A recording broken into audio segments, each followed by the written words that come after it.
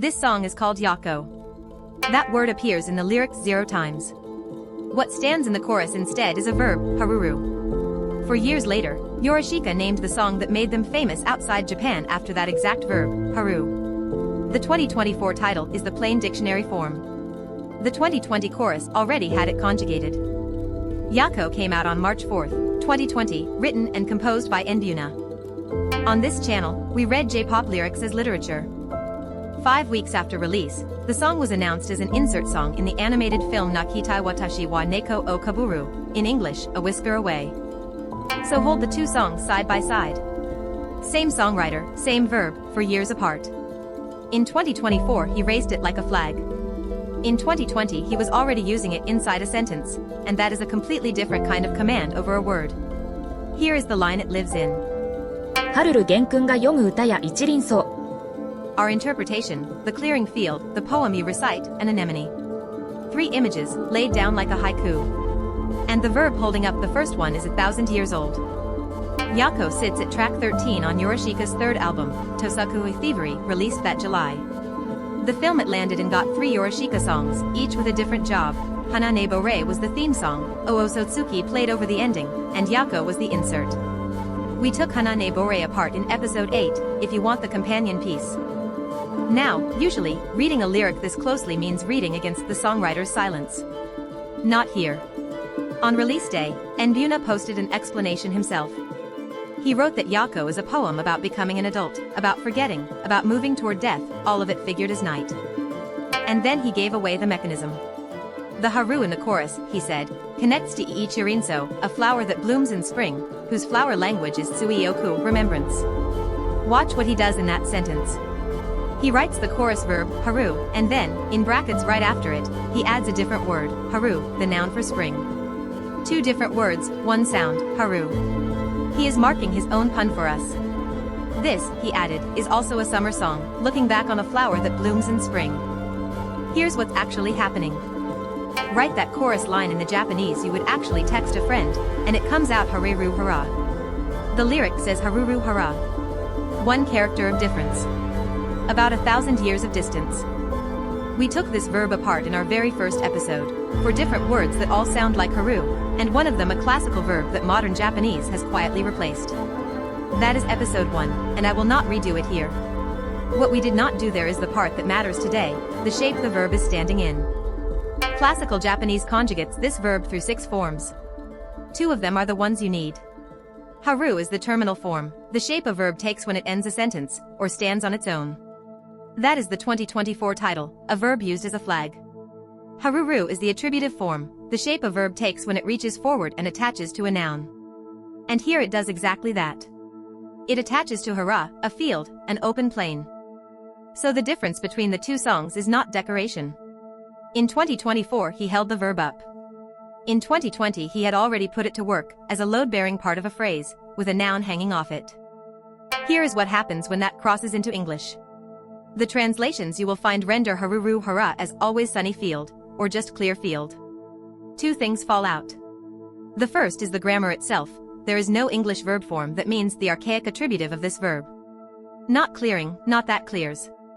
English simply does not carry that information, which makes this a structural impossibility, not a translator's failure.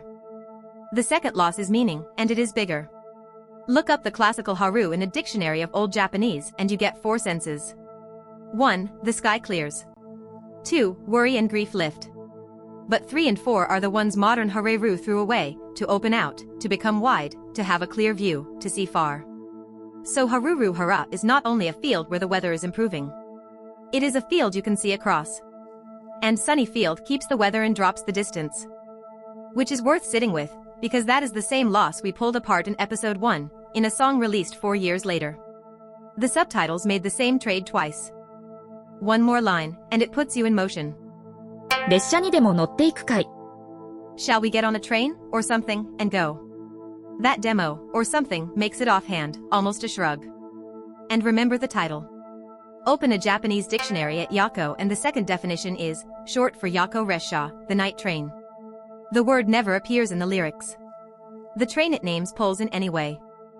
Let's turn that into something you can use. Here is the classical verb, all 6 forms, next to the modern one. Read down the 2 middle rows. In modern Japanese, the terminal form and the attributive form are the same word. Hareru ends a sentence, and hareru sits in front of a noun. Classical Japanese kept them apart, haru to end, haruru to attach. When Japanese modernized, it collapsed that distinction and the difference disappeared from everyday speech. Which gives you a rule small enough to actually remember.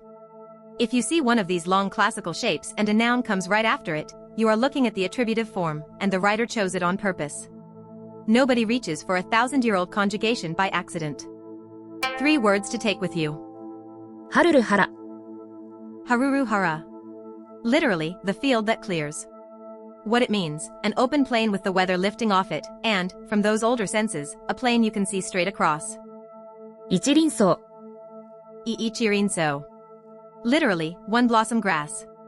What it means, a white spring wildflower of the anemone family, one bloom to a stem. Yakou. Yakou. Literally, night going. What it means, moving at night, and, as a shortening, the night train. Which brings us to the flower, and to the reason this line is sadder than it looks. Ichirinso is Anemone nicoensis. It blooms in April and May, low on the floor of deciduous woodland, one white flower on each stem. Its flower language, as Nbuna told us himself, is Yoku, remembrance. But here is the part he did not have to explain, because botany already had. The anemone is a spring ephemeral. Leaves, stem, flower, all of it comes up in early spring, races through its entire life above ground while the trees overhead are still bare, and then withers away. By early summer there is nothing left of it on the surface. The plant is alive underground and gone from view. Now put that next to what Nbuna said this song is, a summer song, looking back on a flower that blooms in spring. In the song's own present tense, the anemone is not there. The chorus is not describing a field. It is naming something the field no longer has. And read the line one more time, because there are 2 absences sitting in it, side by side. Ichirinso, a flower that is already gone from the ground by the season the song takes place in. Haruru, a verb form that is already gone from the language the song is written in. 1 line, 2 things that used to be here. Yoku. Remembrance. The flower language does not just decorate that line. It describes how the line is built. Your turn, and this one is a real tool. Take the next Japanese lyric sheet you open and scan it for these endings, ru, no-ru, suru. When you find one, check what comes immediately after it. If it is a noun, you have caught an attributive form, and you have caught a songwriter reaching 1,000 years back for a word shape, on purpose. Tell me in the comments what you find. I read all of them.